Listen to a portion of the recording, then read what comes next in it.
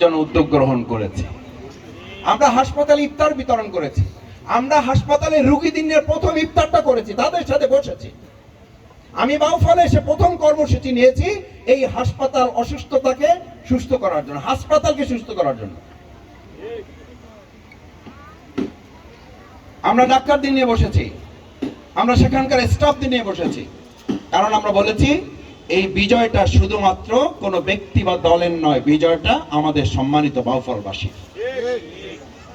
আমার মা বোনেরা, আমার ভাইয়েরা, আপনারা আমাদেরকে এখানে আমাদের জান্নাতের ফুল, আমাদের বাচ্চাদের নিয়ে আপনারা আমাদের এখানে ফুল পাঠিয়েছেন।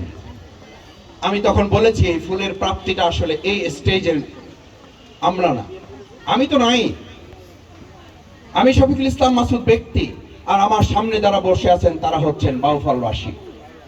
আমাদের সবচেয়ে বড় শক্তি ছিল, এবার সবচেয়ে বড় শক্তি ছিল, আমাদের বোনেরা বলেছেন আমাদের দুটো শক্তি ছিল, এক আল্লাহর দয়া আর বাউফলবাসীর দোয়া।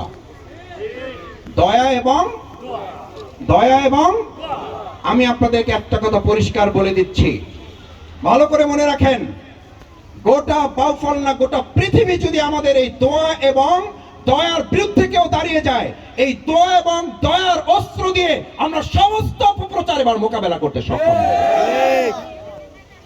তারা ধরেই নিয়েছিল,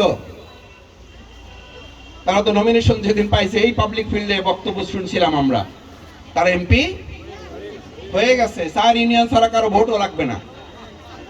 আমরা বহু কথা শুনেছি, আমরা ধৈর্য ধরেছি, আমরা বলেছি না আমাদের মানুষের দোয়া লাগবে, মানুষের ভালোবাসা লাগবে, আল্লাহর দয়া লাগবে।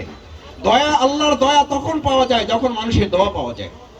এই যখন বক্তব্য চলছে তখন এই বাউফলের এই দাঁড়িপাল্লা প্রতীকের বিজয়ের জন্য মানত করে রাখা উমরা পালন করার জন্য এখন কাবা শরীফে আছেন। আমার মা বোনদের সামনে এমন অনেকে আছেন যারা তাহাজ্জুদ পড়েছেন দিনের রাতের পর রাত, নফল